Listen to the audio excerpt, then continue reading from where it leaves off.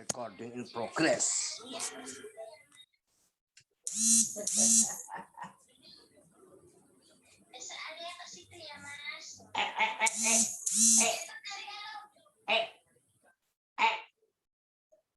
Mana Alfa mana Alfa? Alfa mana? Alfa mana? Manggilnya kok sekarang? Manggilnya kok tuh gimana?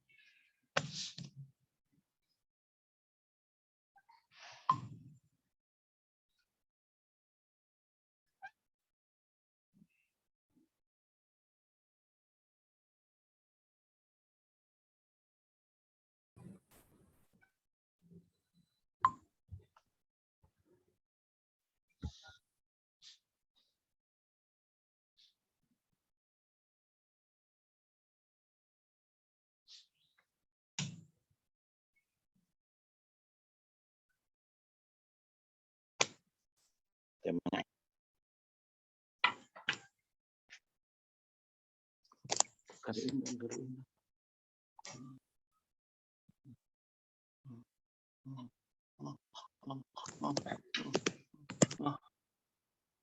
Kenapa sih? Itunya, ini sekalian mau menyayangkan. Apa?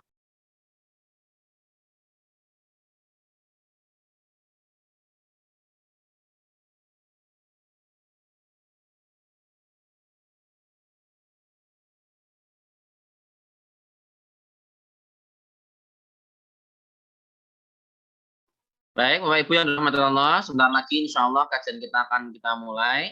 Pemateri juga sudah hadir, Ustadz Andi Suseno. Ustadz Andi Suseno, Assalamualaikum. Apakah suara saya terdengar, Ustadz? Alhamdulillah, dengar Pak. Baik. Ya, Oke. kita mulai sekarang, Ustadz.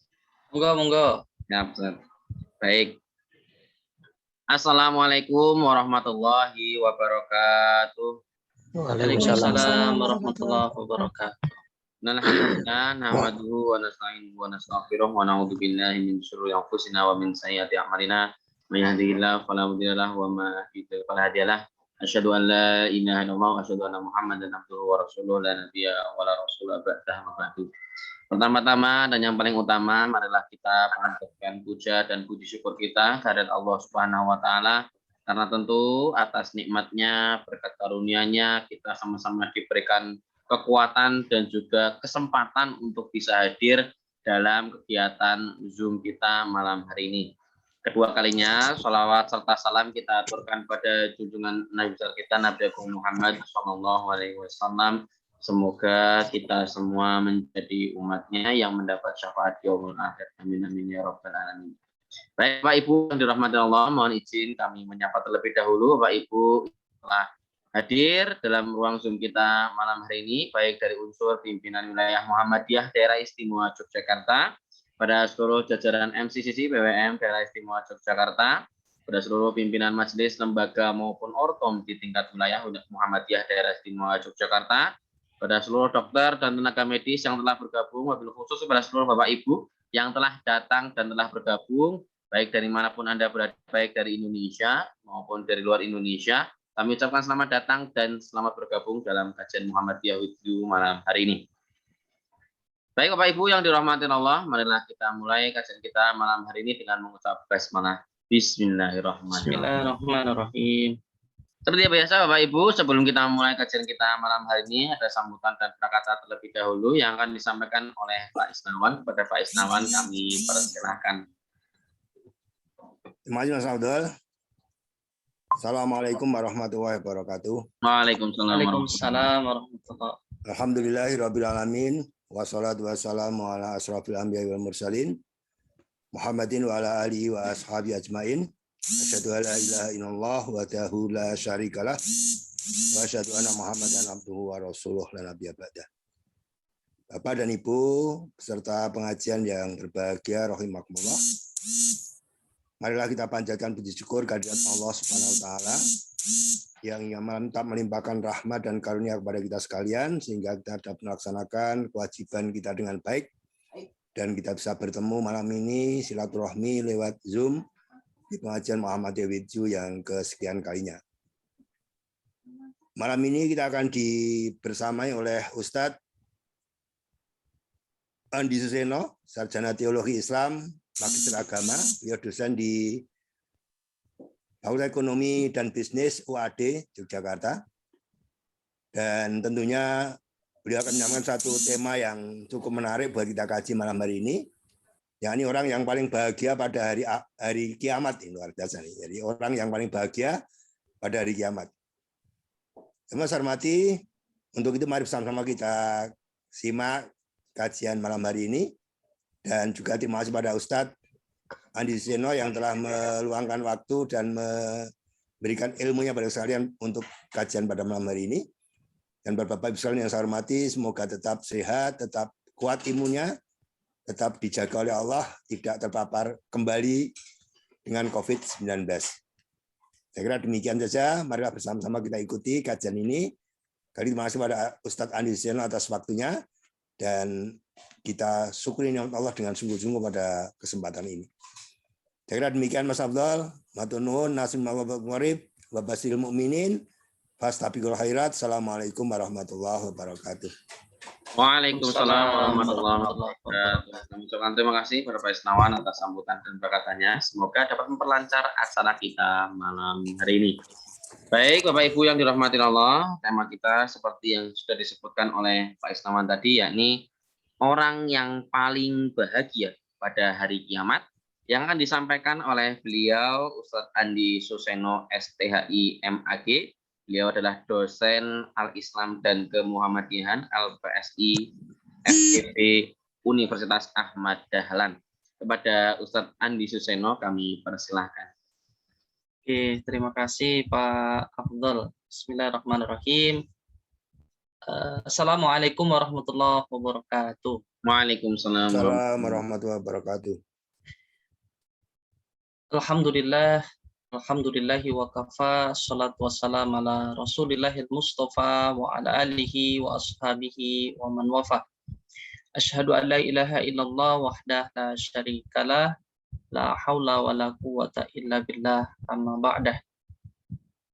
Yang kami hormati Bapak Ibu segenap pengurus pengajian Muhammadiyah with you, Pak Isnawan yang saya hormati, dan para alim sekalian, Bapak Ibu aktivis di Muhammadiyah yang tidak bisa saya sebutkan satu persatu, semoga kita semua dalam lindungan Allah Subhanahu wa taala. Amin. Salawat dan salam mari kita sanjungkan kepada Nabi kita Muhammad sallallahu alaihi wasallam sebagai panutan kita semua. Mari kita sama-sama berusaha istiqomah untuk meneladani sunnah-sunnah Nabi Muhammad sallallahu alaihi wasallam.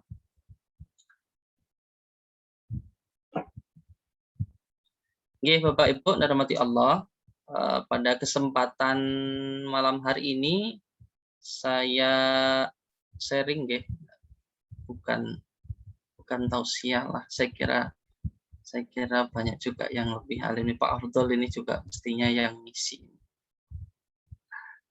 Pak Isnawan nggih.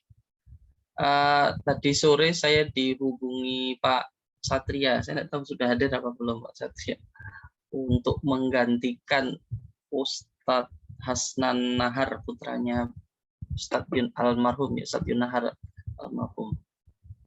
Karena beliau malam hari ini ada pembekalan untuk persiapan beasiswanya ke Turki begitu. Agak mikir tadi temanya apa ya, sudah kayaknya itu deh hadis yang baru saya baca gitu saja. Nggih Bapak Ibu, saya mohon maaf karena tidak ada persiapan. Saya lupa ya, sebelumnya saya ngasih PPT nggih Pak Abdul nggih. Sepertinya belum di-share, Ustaz. Enggak, maksudnya sebelumnya pengajian sebelumnya. Ya, berproses. Enggak. Ya ini ada ini, tapi ya sekedar untuk sharing sajalah. Nanti saya kira Bapak Ibu yang mungkin lebih memahami, lebih mengetahui, tentu tidak ada salahnya juga sharing, karena saya menyadari ya karena baru belajar juga. Nggih Bapak Ibu, ini bahagia itu menjadi sesuatu yang mestinya menjadi buruan kita bersama, nggih Bapak Ibu. Menjadi buruan kita bersama. Saya kira tidak ada manusia yang tidak ingin merasakan kebahagiaan. Mesti itu pengen merasakan kebahagiaan setiap kita, bagaimanapun kondisi kita. Gitu. Nah, kalau kita coba merenungkan muhasabah gitu, ini diantara kebahagiaan yang pada umumnya kemudian menjadikan sesuatu yang kemudian menjadikan seseorang itu menjadi bahagia, nggih Bapak Ibu. Harta, ya, punya harta itu ya pada sebagian orang, mungkin saya secara pribadi juga begitu, bahagia ya, karena bisa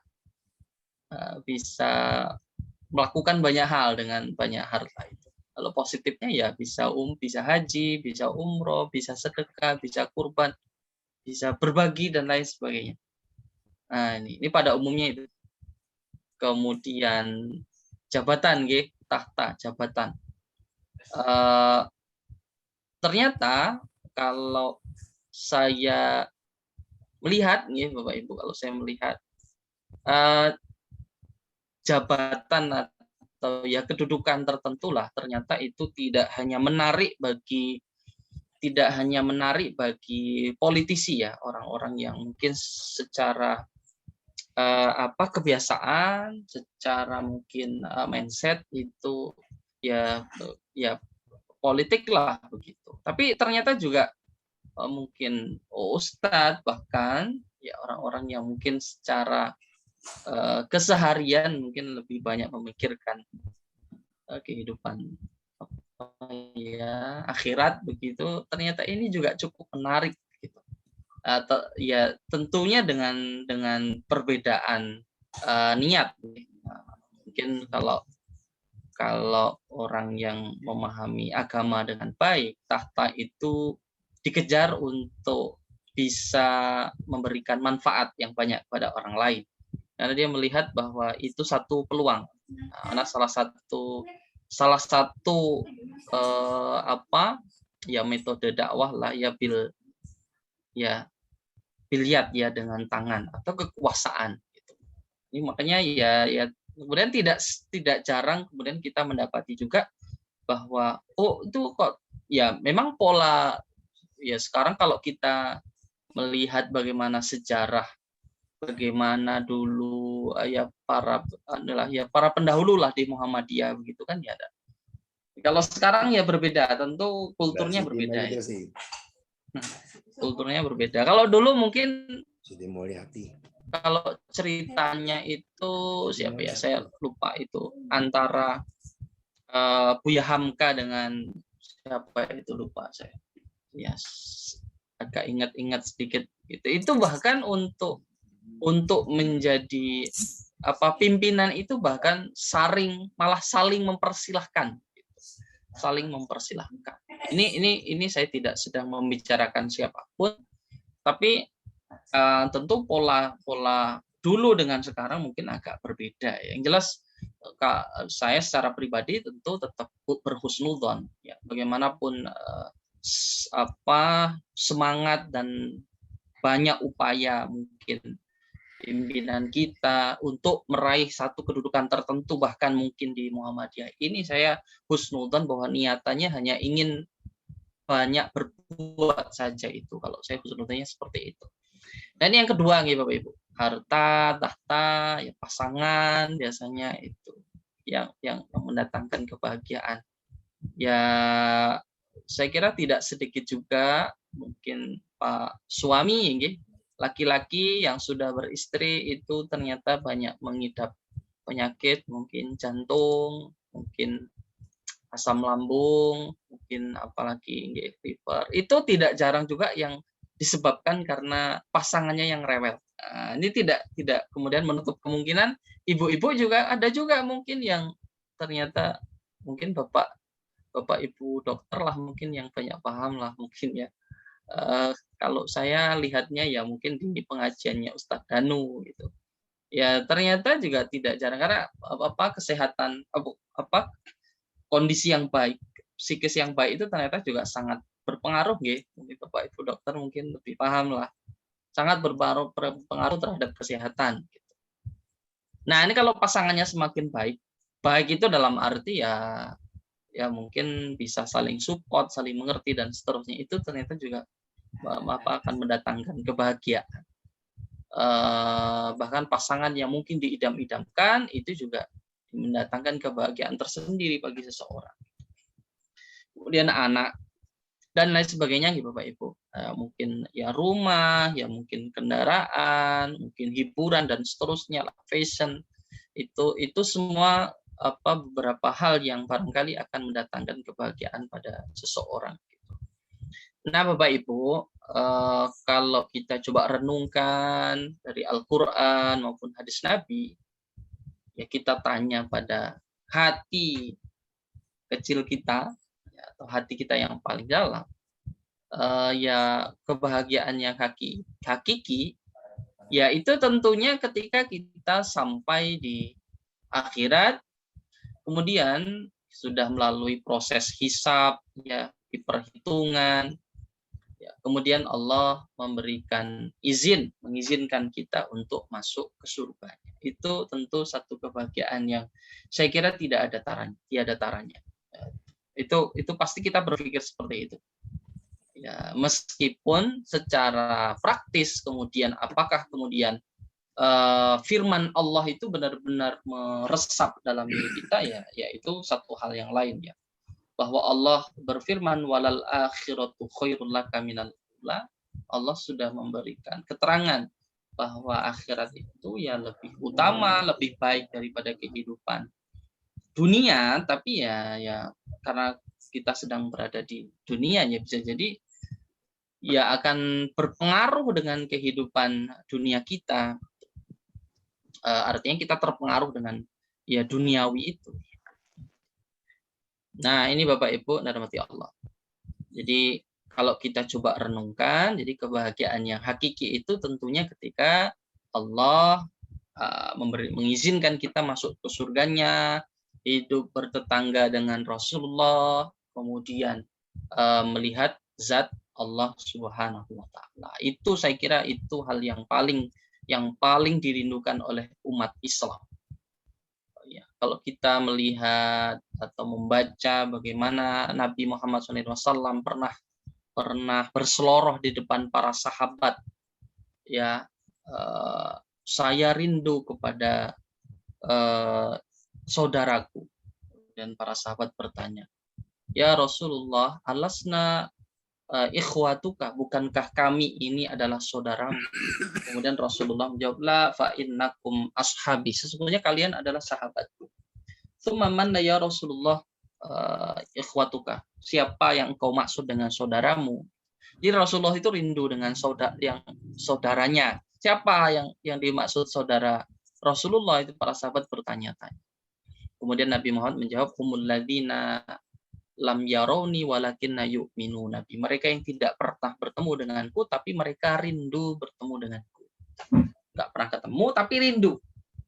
Kalau sekarang wajar, enggak pernah ketemu, rindu itu wajar karena bisa lewat Facebook ya, Bapak Ibu, bisa lewat Instagram, mungkin TikTok dan lain sebagainya. Mungkin foto-foto, video yang ada di sosial media itu sudah bisa menggambarkan ya, paling tidak ya 80% mungkin sudah memberikan gambaran bagaimana orang yang kemudian kita kagumi. Ini tapi Rasulullah itu ya physically, karena kalau di video ya mesti dalam bentuk cahaya. Dalam hadis meskipun ya sebenarnya agak detail juga ya dalam kitab hadisnya kitab sirah nabinya Imam At-Tirmidzi ya,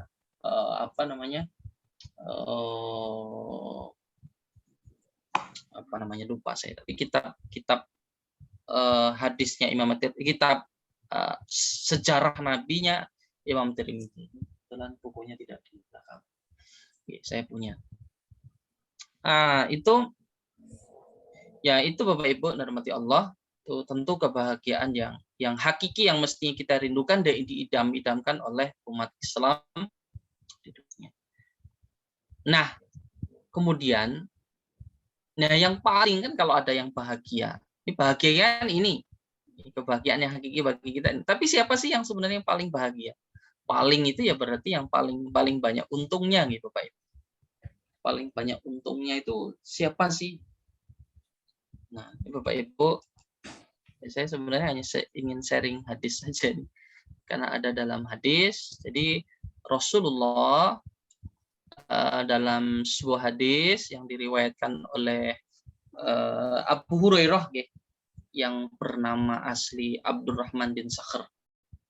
Abu Hurairah, saya sedang mengumpulkan hadis-hadis riwayat Abu Hurairah dalam kitab Sahih Al-Bukhari. Jadi Bapak Ibu, kalau kita mau mencari hadis yang sahih, nggak perlu pusing-pusing, ya kitab hadisnya Sahih Al-Bukhari. Karena ada Kutubus Sittah, ada Kutubus Tis'ah, aplikasi macam-macam gitu. Tapi kalau mau gampang ya langsung saja menuju ke kitab hadisnya Sahih Al-Bukhari. Kadang kita itu punya porsi untuk membaca Al-Quran, tapi sayangnya kita itu tidak punya porsi untuk membaca hadis. Padahal Rasulullah itu bahkan sebelum beliau wafat itu kan beliau berpesan gitu, taraktu fikum amroini lan tadilu in tamassaktum bihima. Dua hal yang kalian tidak akan tersesat ketika kalian itu berpegang teguh pada keduanya. Ya, Kitabullah wa sunnatun nabiyya, Al-Quran dan juga sunnah Nabi Muhammad Sallallahu Alaihi Wasallam. Nah, ini sayangnya saya tidak yakin juga kalau setiap keluarga, setiap umat Islam itu mesti punya kitab hadis.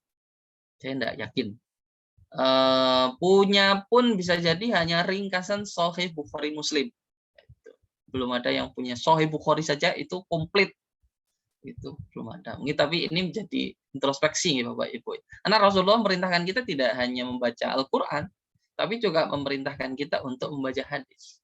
Hadis dalam kapasitasnya, dalam kedudukannya di dalam ajaran Islam itu tentu sebagai sumber ajaran Islam yang kedua, gitu. Sebagai penjelas daripada Al-Quranul Karim itu. Maka ya kalau mau paham Al-Quran ya mestinya juga baca hadis. Tapi bagi saya pribadi, Bapak Ibu, karena saya kuliah di ilmu hadis itu membaca bait-bait, baris-baris sabda Nabi itu sangat mengasihkan. Habis maghrib, habis isya, setelah subuh itu mengasihkan. Tentunya setelah membaca Al-Quran. Kalau Al-Quran tentu lebih utama untuk kemudian kita baca. Tapi bukan berarti hadis itu kemudian tidak diperhatikan sama sekali. Nah, seringkali kan kita dapat hadis itu hanya ketika kajian gitu. Itu pun kadang bisa jadi sumbernya juga tidak tahu bagaimana kualitasnya. Nah, Bapak Ibu, ini ada satu hadis yang berhubungan dengan tema yang saya sampaikan, kita sharing ya. Hadis yang diriwayatkan oleh Abu Hurairah yang nama aslinya itu Abdurrahman bin Sakhr. Jadi Abu Hurairah itu ya kalau diterjemahkan ya bapaknya kucing, karena hari-harinya itu beliau suka kucing gitu. Ya, suka kucing Abu Hurairah itu. Banyak hal menarik ini dari Abu Hurairah. Ya, beliau meskipun ya kalau dalam sejarah itu meskipun tidak lama membersamai Nabi, tidak lama itu tapi sangat intens ketika sudah membersamai Nabi. Abu Hurairah itu sangat intens untuk mengikuti itu, maka kita banyak berhutang jasa sebenarnya dengan Abu Hurairah, karena hadis yang diriwayatkan oleh Abu Hurairah itu tidak kurang dari 5.000 hadis, tidak kurang dari 5.000 hadis, 5.300 sekian gitu. Jadi banyak umat Islam tentunya berhutang pada sahabat Abu Hurairah. Meskipun juga dalam kajian ilmu hadis ternyata ada juga yang kemudian mencoba mengorek ya kelemahan dari Abu Hurairah. Jadi pertanyaan tersendiri. Abu Hurairah yang tidak lama bersama Nabi kok hadisnya banyak, itu bahkan terbanyak. Itu bahkan lebih banyak daripada Aisyah. Terlepas dari itu semua Bapak Ibu, jadi hadis ini ya sebagaimana Bapak Ibu bisa baca, an Abi Hurairah annahu qala qila ya Rasulullah man as'adun nas bi syafa'atika yaumal qiyamah. Jadi Abu Hurairah ini bertanya kepada Nabi, Bapak Ibu. Ya Rasulullah, siapa orang yang paling bahagia dengan syafaatmu kelak pada hari kiamat? Bapak Ibu, kita sudah sangat sering ya mendengar syafaat, bahwa kelak pada hari kiamat kita membutuhkan syafaat dari Nabi, pertolongan.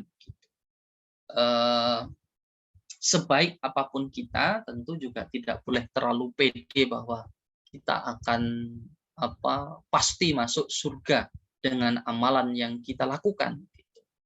Ya, tidak sepatutnya demikian. Bahkan Nabi pernah mengingatkan, kemudian peringatan Nabi itu juga disatir oleh salah seorang ulama di Indonesia yang kemudian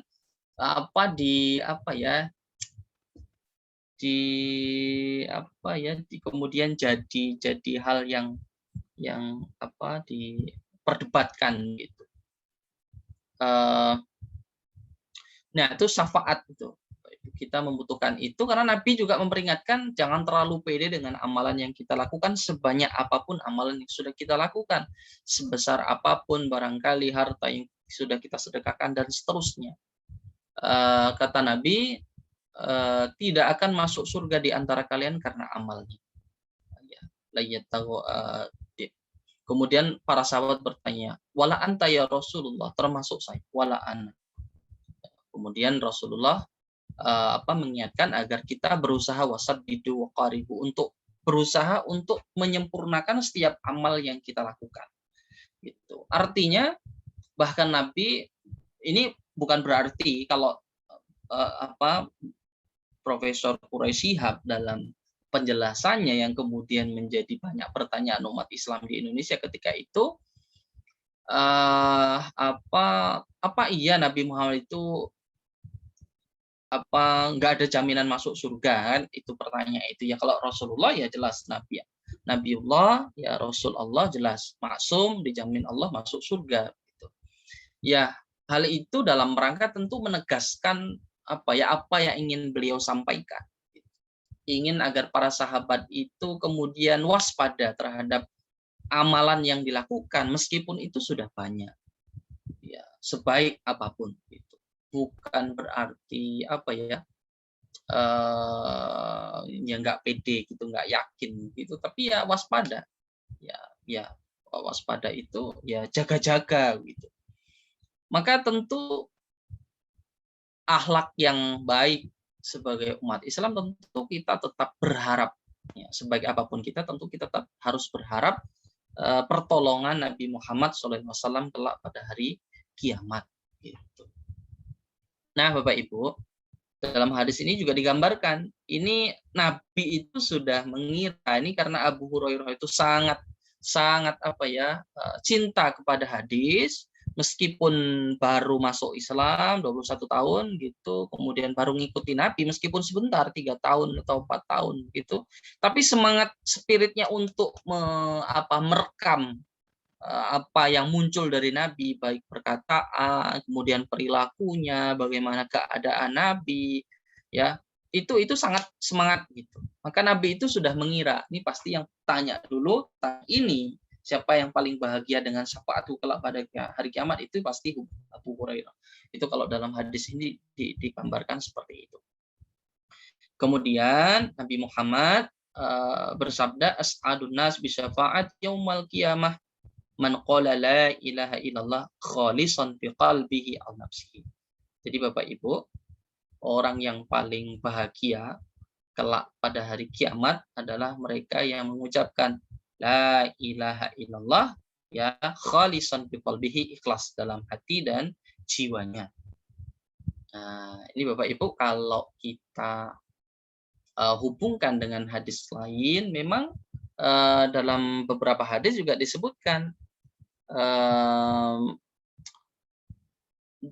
dalam hadis yang menceritakan bagaimana Rasulullah meminta kepada Allah agar memasukkan seluruh umatnya ke dalam surganya, itu juga bahkan Allah akan mengangkat orang yang di dalam hatinya itu hanya ada iman sekecil apapun gitu, sekecil darah gitu, sekecil atom gitu, itu akan diangkat. Artinya ya kalaupun iman mungkin Islam gitu ya sebatas mungkin la ilaha illallah bersaksi sudah, setelah itu istilahnya Islam KTP gitu ya, itu bahkan diangkat oleh Allah untuk kemudian dimasukkan ke dalam surganya. Bahkan digambarkan seperti tumbuhan yang kena bakar kemudian tumbuh tunas ya, karena sudah sangat parahnya di dalam neraka. Kan kalau dalam hadis juga digambarkan bagaimana umat Islam nanti yang timbangan amalnya itu, amal baiknya itu tidak lebih banyak dari amal buruknya, maka dia akan dibersihkan dulu.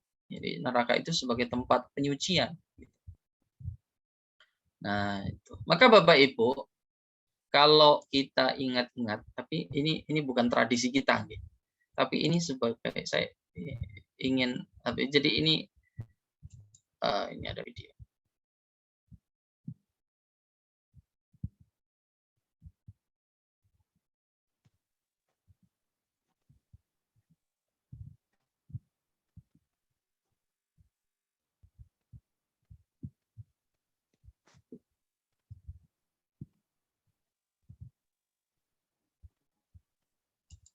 Nah, ini Bapak Ibu.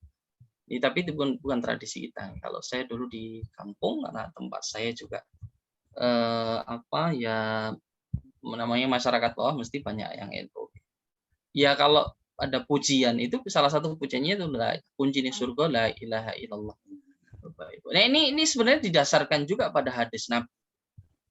Didasarkan pada hadis Nabi. Makanya Bapak Ibu, la ilaha illallah itu menjadi kunci, menjadi syarat seorang itu apakah kemudian dia punya tempat di surga atau tidak. Maka dulu Kiai Hasan, pimpinan Gontor, itu juga sangat keras ketika ini pada masa demo berjilid-jilid itu, kemudian beliau juga menyinggung hal itu, kemudian mengatakan kaitannya dengan pemilihan pemimpin dan seterusnya, beliau mengatakan sebaik-baik seburuk-buruk umat Islam, selama dia masih memegang la ilaha illallah, maka dia masih punya tempat di surga. Tapi sebaik apapun orang di luar Islam, dia tidak mengucapkan la ilaha illallah, maka dia tidak punya coupling di surga, ya, tempatnya neraka. Nah ini jadi menjadi kunci, ya, menjadi kunci. Buka kalau sudah la ilaha illallah itu surga buka. Nah ini sangat berhubungan dengan ini Bapak Ibu. Makanya Nabi mengatakan orang yang paling bahagia kelak pada hari kiamat itu ya yang mengucapkan la ilaha illallah. Kenapa bahagia? Ya kalau dipahami barangkali ya Bapak Ibu, dipahami secara tekstual, cukup berarti sudah la ilaha illallah, sudah dapat kunci masuk surga. Ya kan beruntung sekali, dia tidak sholat bisa jadi. Ya, tapi ini jangan kemudian kita pahami secara tekstual terus nanti nggak apa-apa lah, pasti masuk surga, ya tidak seperti itu juga. Karena nanti juga akan berlaku hukum bahwa orang yang timbangan amal buruknya itu lebih berat dari timbangan amal baiknya, maka dia akan dicuci dulu di dalam neraka. Dan parahnya biyaumin kana miqdaruhu alfasan. Parahnya yang kita harus hati-hati, naudzubillah min dzalik. Kita bermohon kepada Allah tentunya jangan sampai kemudian kita termasuk orang yang mencicipi neraka dulu. Naudzubillah. Nah, kita berharap tentunya kalau meskipun tidak bisa bighairi hisab, tanpa hisab, ya kita kalau bermimpi tanpa hisab ya jumlahnya tidak banyak. Kalau dihitung dari sejak Nabi Muhammad hidup 70.000 itu kan ya Indonesia saja itu 200 juta. Kalau terbatasi dengan 70.000 kan ya minimal kalau kita tidak termasuk yang bighairi hisab, yang masuk surga tanpa hisab, ya minimal kita termasuk orang yang meskipun dihisab, meskipun berhadapan dengan yaumul mizan, dihitung dulu, ditimbang dulu amalan baik kita, minimal setelah dihisab, ditimbang, kita masuk surga. Jangan sampai kemudian kita termasuk orang yang ditimbang tapi dicuci dulu di neraka. Nah, karena tadi dalam surat As-Sajdah kan Allah gambarkan biyaumin kana miqdaruhu alfasana, satu hari di akhirat itu sama dengan 1000 tahun. Nah, cukuplah, ya itu sudah menjadi peringatan bagi kita. Itu mestinya menjadi motivasi dan menjadi doa yang senantiasa kita panjatkan agar Allah benar-benar memberikan kita kesempatan untuk langsung setelah yaumul mizan, setelah dihitung, ditimbang amal, langsung masuk surga Allah Subhanahu wa taala. Ini kalau pemahaman secara tekstual gitu Bapak Ibu. Sesuai lafaz, oh ya sudah, pokoknya la ilaha illallah selesai. Ada Islam KTP. Iya, tapi kita juga tidak boleh kemudian terlalu pede dengan diri kita sehingga menyepelekan orang lain. Karena kita hakikatnya ya orang lain, kita tidak pernah tahu bagaimana amaliyah orang lain daripada kita. Nah, itu terlihat seperti Islam KTP, tapi jangan-jangan malah dia yang lebih ikhlas gitu. Ya, ini bukan berarti bahwa terus legalisasi. Oh berarti ya Islam ini cukup la ilaha illallah ya, gitu juga. Pemahaman kedua tentunya Bapak Ibu, pemahaman kontekstual berdasarkan dengan ayat Al-Qur'an ya, bahwa makna la ilaha illallah itu ya bersih dari segala bentuk penghambaan terhadap hal-hal yang bersifat syirik itu ya, syirik ya, yang secara umum tentu tidak boleh menyekutukan Allah. Karena kalau sudah bersekutu ya, menjadikan Tuhan lain selain Allah sebagai Tuhan misalnya. Kalau sekarang konteks sekarang mungkin saya kira enggak ada. Apalagi di Muhammadiyah saya kira enggak ada yang pakai jimat. Kemudian kalau kehilangan sesuatu ke dukun gitu, kebal gitu, kokam juga saya kira enggak seperti itu loh. Terus kalau mau jadi atlet pasang susuk gitu ya dan lain sebagainya. Kalau sekedar punya keris saja ya enggak masalah gitu, karena ya itu budaya. Ustadz Faizar pun juga, Ustadz Faizar kalau Bapak Ibu tahu Ru'yah yang sering muncul di Trans 7, terus juga salah satu anggota Kokam di mana sih, di Cilacap kalau nggak salah, itu juga kolektor keris nih. Jadi keris itu bukan satu tanda bahwa ya dia sedang berbuat syirik ya. Tapi bisa jadi juga itu tanda juga kalau dia kemudian mengkultuskan, menjadikan keris itu sebagai jimat gitu dan sebagainya. Nah, tapi saya kira itu sudah jarang lah kita temui Bapak Ibu orang yang secara zahir, secara nyata syirik kepada Allah itu mungkin kecuali masyarakat awam ya. Kalau orang sudah warga Muhammadiyah saya kira sudah melek lah secara akidah, saya kira sudah. Tapi ada hal lain yang kemudian patut untuk kemudian kita waspadai ya Bapak Ibu. Dan ini sudah diperingatkan oleh Kiai Dahlan, sudah diingatkan oleh Kiai Dahlan dalam 7 ajaran Kiai Dahlan yang ditulis oleh Kiai Hajid itu. Yang pertama itu dalam surat Al-Jatsiyah bahwa kita sebagai umat Islam, sebagai warga Muhammadiyah harus hati-hati dengan sesuatu yang kemudian menjadi perantara, menjadi sesuatu yang kemudian kita menghamba kepadanya. Yang bentuknya itu hal-hal yang bersifat duniawi, bisa harta, mungkin bisa kendaraan yang dengan itu kemudian kita melalaikan panggilan Allah. Dengan pekerjaan yang ketika pekerjaan itu sedang kita lakukan panggilan Allah kemudian kita abaikan. Nah itu ya, dalam surat Al-Jatsiyah Allah berfirman fara'ita man ittakhadha ilahahu hawahu. Jadi hawa nafsu kecintaan terhadap dunianya itu kemudian menjadikan dia menghamba kepadanya gitu. Allah tidak menjadi yang utama, tidak kemudian menjadi satu-satunya tujuan. Nah, itu yang kemudian wajib kita waspadai. Kaitannya dengan apakah la ilaha illallah kita itu sudah benar apa belum? Kalau syirik sudah oke, alhamdulillah. Melafatkannya sudah oke. Tapi bersih dari penghambaan terhadap hal-hal yang bersifat duniawi ini sudah apa belum? Nah, itu termasuk juga barangkali dalam bermuhammadiyah tidak sedikit orang kemudian yang fanatis buta ya, terlampau kemudian mencintai sehingga kemudian menyalah-nyalahkan kelompok lain tanpa kemudian mau mencari kebenarannya. Nah, ini kalau kita belajar pada Nabi, ini kalau konteksnya mungkin harta gitu Bapak Ibu. Kalau konteksnya mungkin menghamba pada harta yang lebih gampang lah, yang lebih menggoda gitu ya. Kan itu yang paling menggiurkan barangkali bagi kita. Karena Nabi pun mengingatkan, ini kalau orang sudah diberi harta sebanyak apapun, dia niscaya tidak akan pernah merasa cukup. Ini kalau kita belajar Nabi Bapak Ibu.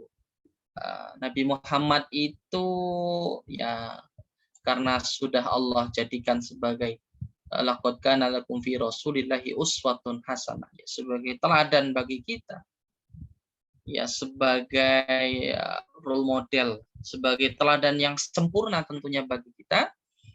Itu kalau kita lihat sejarahnya bagaimana perjalanan hidup beliau, itu beliau pernah miskin, lahir dalam keadaan yatim, ditinggal ibunya, dirawat kakeknya pun tidak lama, meskipun kakeknya terhormat tapi tidak lama, 2 tahun, diurus paman yang notabene secara ekonomi itu ya sederhana. Jadi Nabi pernah miskin tapi juga pernah kaya. Nah, ketika sudah kaya ternyata Nabi Muhammad juga pernah sederhana. Jadi kalau dalam hadis itu Nabi bahkan pernah digambarkan bagaimana Nabi menahan lapar itu sampai ada ikat pinggangnya itu dikencangkan. Nah, itu menggambarkan bagaimana Nabi Muhammad itu ya ternyata hidupnya juga naik turun gitu Bapak ya. Ya sebenarnya memahami itu bukan berarti bahwa Nabi Muhammad itulah bagaimana Nabi Muhammad sebagai motivator kita. Kan Nabi Muhammad memotivasi kita agar al-yadul ulya khairun minal yadis sufla, tangan di atas lebih baik daripada tangan di bawah. Itu kan konteksnya tentu kalau dipahami secara tekstual ya orang bisa ngasih itu berarti dia harus punya. Faqidu syai' la yu'ti, orang nggak punya apa-apa ya dia nggak bisa memberi. Nabi Muhammad motivasi kita agar senantiasa memberi, berarti ya kalau dipahami secara tekstual berarti harus kaya gitu, harus punya gitu. Tapi ternyata Nabi, karena Nabi teladan yang sempurna, Nabi juga pernah mencontohkan bagaimana menjadi pribadi yang baik pada saat juga pada saat harta itu juga tidak banyak, gitu, dalam kondisi sederhana. Itu bukan berarti Nabi Muhammad itu tidak butuh itu atau tidak mampu untuk, karena Nabi Muhammad dari miskin aja bisa jadi kaya, jadi menjadi seorang pengusaha yang dipercaya, hartawan, pengusaha kaya. Pada saat itu wanita terhormat Khadijah disuruh ngelola hartanya, ya. Bahkan perjalanan dagang beliau itu melintasi beberapa negara gitu.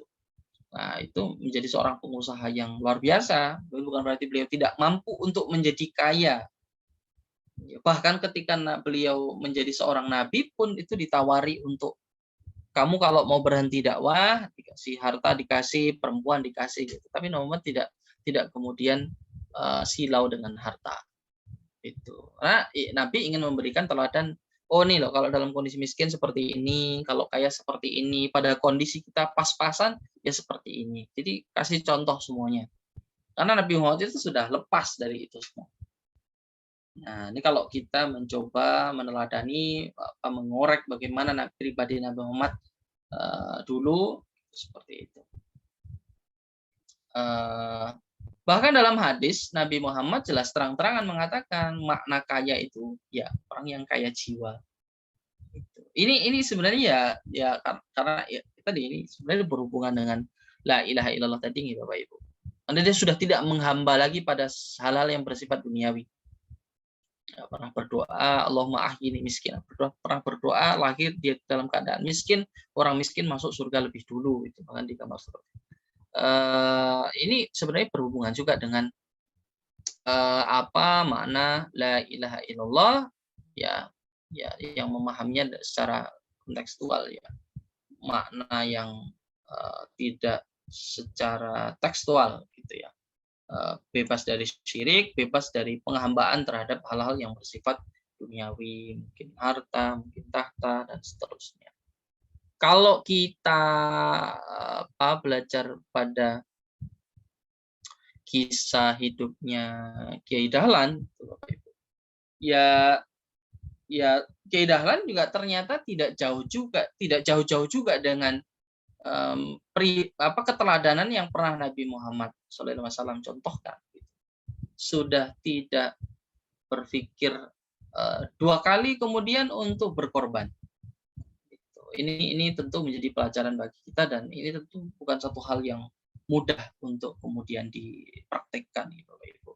Tapi bukan berarti sesuatu yang tidak mudah untuk dipraktekkan tidak mungkin kemudian kita praktekkan.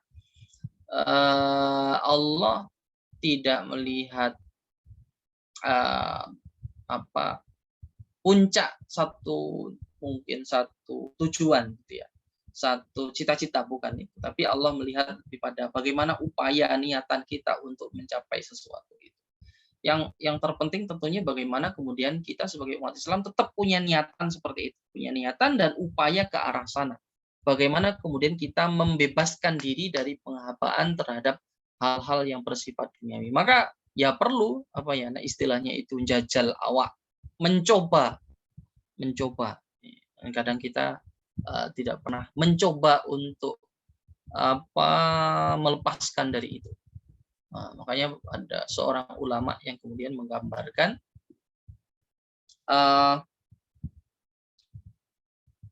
kalau seorang muslim itu benar-benar menghamba kepada Allah, maka dia tidak akan pernah takut untuk kehilangan sesuatu. Tapi rupanya, Bapak Ibu, takut kehilangan sesuatu itu ya bisa sangat kondisional. Artinya begini, misalnya contohnya begini Bapak Ibu. Ketika kita punya uang mungkin 10.000 atau 20.000 ketika saya pribadi sebagai mahasiswa, itu tidak segan-segan untuk traktir teman makan. Itu. Punya uang 20.000 itu aja. Makan ya teman 10.000, saya 10.000. Selesai, habis, tidak masalah, cari lagi. Tapi ternyata Bapak Ibu, tidak mudah bagi kita ketika kita punya uang mungkin 10 juta, kita kasih yang 5 juta untuk saudara kita barangkali. Itu ternyata juga tidak mudah. Ini saya juga belum praktikkan. Tapi harus punya cita-cita. Ya paling tidak apalah berkorban sesuatu yang kan kalau dalam Al-Qur'an dalam hadis Rasulullah juga bersabda la yu'minu ahadukum hatta yuhibba li akhihi ma yuhibbu li nafsihi, atau dalam Al-Qur'an lan tanalal birra hatta tunfikun mimma tuhibbun. Kamu tidak akan tidak akan mendapatkan makna kebaikan, tidak akan mendapatkan kebaikan yang sempurna sebelum kamu memberikan sesuatu yang kamu cintai. Nah, kadang kita juga perlu mencoba, tapi bukan berarti terus karena sesuatu yang paling dicintai itu istri diberikan, ya bukan. Tentu dalam konteks ya yang syar'i gitu. Nah, itu misalnya ya kalau hari ini ya barangkali mungkin wakaf atau mungkin ada kebutuhan pribadi yang mungkin misal kemarin juga sempat jadi di media sosial gitu, jadi meme gitu, sepeda mungkin harga 5 juta, 10 juta, giliran kurban ternyata mikir-mikir gitu. Kalau sepeda nggak mikir-mikir, mau beli mungkin gadget itu nggak mikir-mikir, beli laptop nggak mikir-mikir, giliran sedekah pada orang lain, ada orang datang jelas-jelas butuh, ternyata kita masih mikir tuh mau ngasih itu, mau minjemi aja tuh mikir-mikir gitu. Nah ini mesti ini artinya berarti kita tidak adil. Nah ini kita butuh adil bahkan terhadap kebaikan yang akan kita lakukan. Ya secara pribadi saya juga kadang ya introspeksi, mengkoreksi diri. Ini saya untuk memenuhi kesenangan hidup sekian, maka mestinya saya juga harus rela untuk melepaskan sekian sebagaimana saya mengeluarkan sekian untuk kesenangan hidup saya. Itu mestinya seperti itu. Ya sudah ya mungkin saya juga pernah menyampaikan ya bentuk penghambaan kepada Allah yang sempurna, yang jauh dari, kalau syirik kan tadi sudah enggak, saya kira. Tapi yang menuruti hawa nafsu itu yang masih menjadi PR kita dan memang sudah diperingatkan oleh Ki Dahlan. Misal begini, Allah dulu ketika Allah titipi kita mungkin uang 10 juta, kita korban keluarkan uang mungkin 3 juta. Allah titipi 20 juta, kita korban juga 3 juta. Jangan-jangan tapi semoga ini kalau Bapak Ibu dokter, mungkin Bapak yang pengusaha, mungkin ya nggak seperti itu Saya secara pribadi ini dititipi 100 juta, keluarnya juga 3 juta ternyata.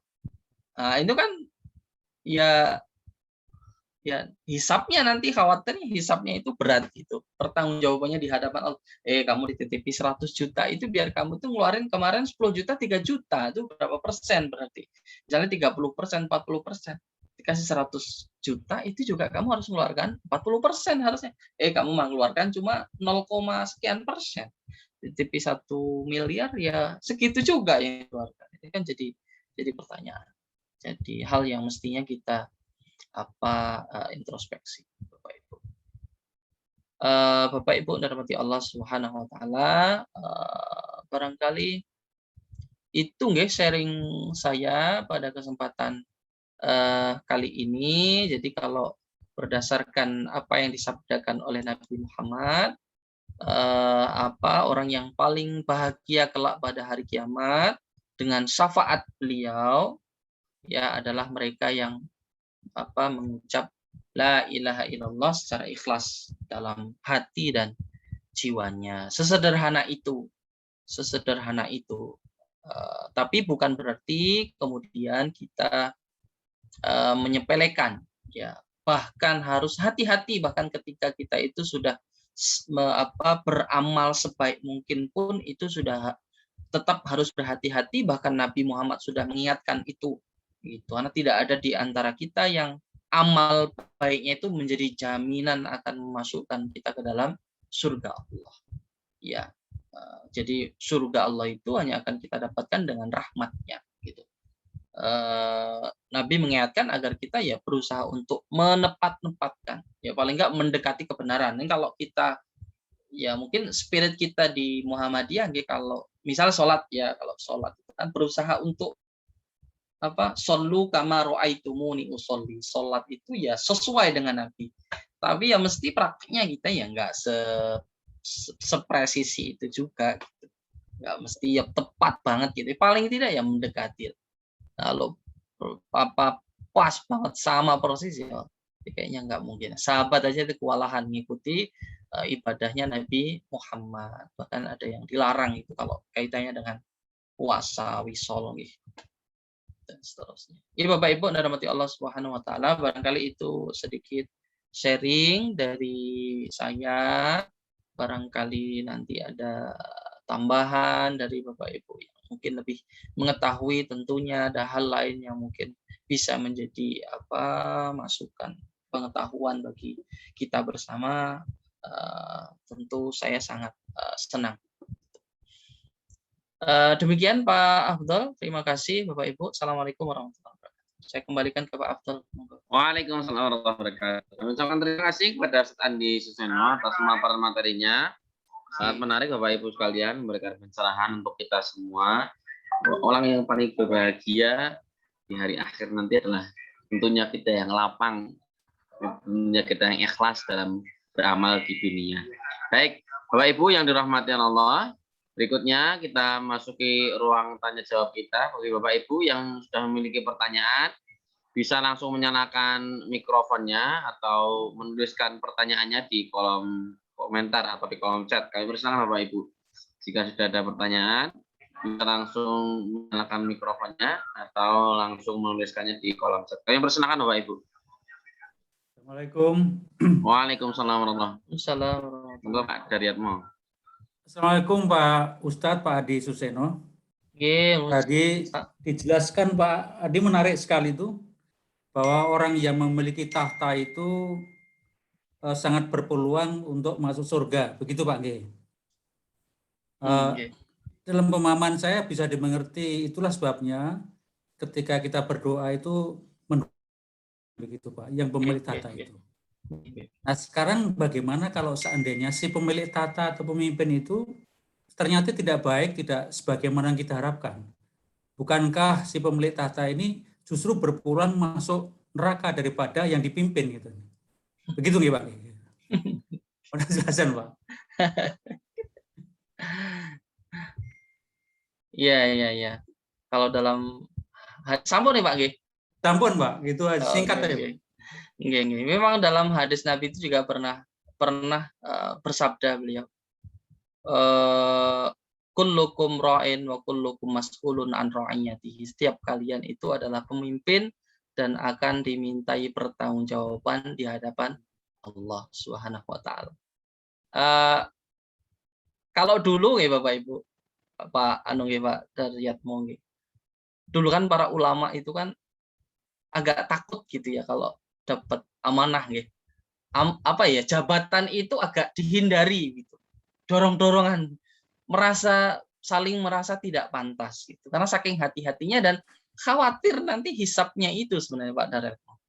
Karena tadi kan tahta itu kan bagian sesuatu yang akan membuat orang itu seperti bahagia di dunia. Nah, kebahagiaan di dunia itulah yang kemudian akan dihisap gitu, dihisap oleh Allah, dimintai pertanggungjawaban. Kalau dalam ayat yang lain itu kan, kalau coba kita analogikan gitu. Allah itu kan memberikan harta kepada siapapun yang Allah kehendaki. Dan bagi mereka yang Allah berikan harta lebih, itu Allah sedang memberikan dia fasilitas lebih. Fasilitas lebih termasuk juga amanah jabatan itu sedang diberi fasilitas oleh Allah. Untuk apa? Untuk banyak mendapat pahala. Sebenarnya kan begitu nggih.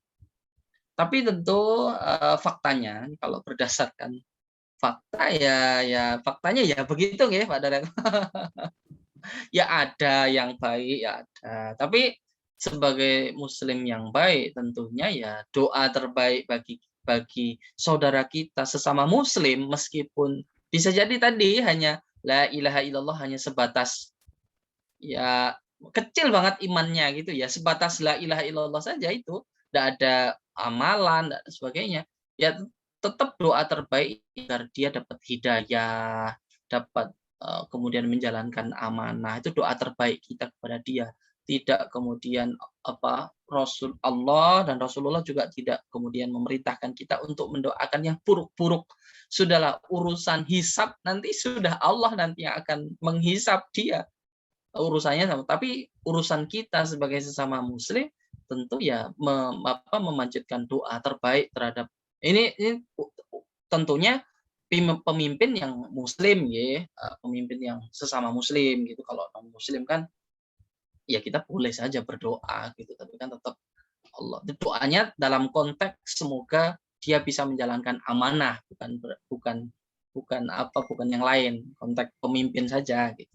Kalau yang lainnya nanti ya tidak diterima gitu. Ya saya kira seperti itu Pak Daryono. Ya berlaku juga mungkin perintah Allah juga, ati Allah wa ati'ur rasul wa ulil amri minkum. Jadi kita terikat dengan ayat itu bahwa ketaatan kita kepada Allah, kita diperintahkan untuk taat pada Allah, Rasulullah dan juga ulil amri. Meskipun pemahaman terhadap ayat itu bahwa ketaatan kepada pemimpin itu juga terikat dengan ketaatannya dia kepada Allah dan Rasulullah. Maka ketika dia tidak taat pada Allah dan Rasulullah, ya kita tidak punya kewajiban untuk menaati dia ketika dia mengajak atau merintahkan untuk melakukan hal-hal yang bertentangan dengan perintah Allah dan Rasulullah. Tapi dalam konteks negara kita ya sesuai dengan undang-undang yang berlaku, ya kan kita tidak bisa sembarangan juga. Karena undang-undang ini kok makna pemimpin kita di Indonesia itu kan banyak karena ada MPR, ada DPR. Gitu Jadi lingkarannya itu banyak, tidak terbatas hanya pada presiden gitu. Mungkin ngoten Pak Dayat. Nggih, matur suwun. Nggih, sami-sami Pak. Baik, terima kasih. Bapak Ibu, berikutnya jika masih ada pertanyaan lagi sebelum kami tutup, Bapak Ibu, jika masih ada pertanyaan, silakan Bapak Ibu menyalakan mikrofonnya atau langsung menuliskannya di kolom chat. Moga Bapak Ibu sebelum kami tutup.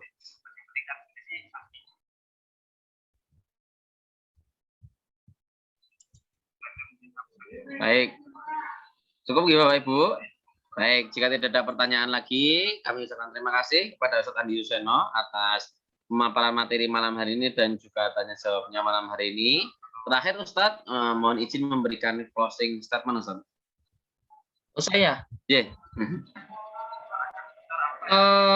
Ya tadi bahwa yang paling bahagia pada hari kiamat itu ya la ilaha illallah itu sudah menjadi kunci pembuka surga, tapi jangan kemudian hanya sebatas itu, tapi bagaimana kemudian kita bersih dari hal-hal yang mengarahkan pada perbuatan syirik yang kemudian itu nanti akan membuat amalan kita itu menjadi sia-sia. Saya kira seperti itu Mas Pak Abdul. Matur suwun. Mohon maaf atas segala kekurangan.